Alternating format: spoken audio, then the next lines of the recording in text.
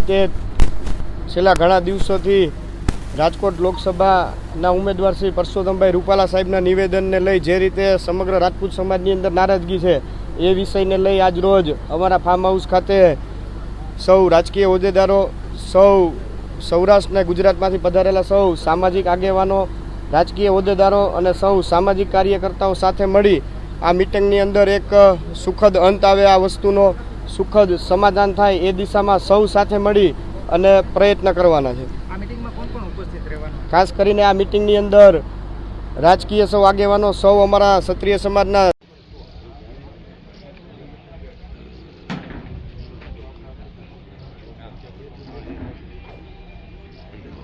સૌ સમાજના પ્રમુખો, જુદી જુદી સંસ્થામાંથી સૌ આગેવાનો અને કાર્યકર્તાઓ પણ આની અંદર પધારવાના છે.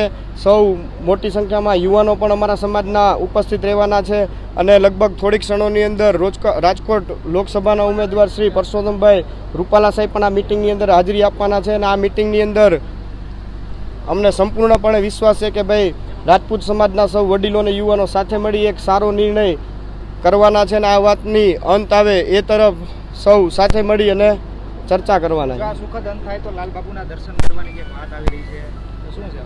ખાસ કરીને પરસોત્તમભાઈ રૂપાલા સાહેબ તથા સૌ રાજકીય આગેવાનો, સૌ સામાજિક કાર્યકર્તાઓ ગધેથળ લાલદાસ બાપુના આશ્રમ ખાતે દર્શનનો લાભ લેવાના છે અને સૌ સામાજિક કાર્યકરો પણ એમની સાથે જોડાવાના.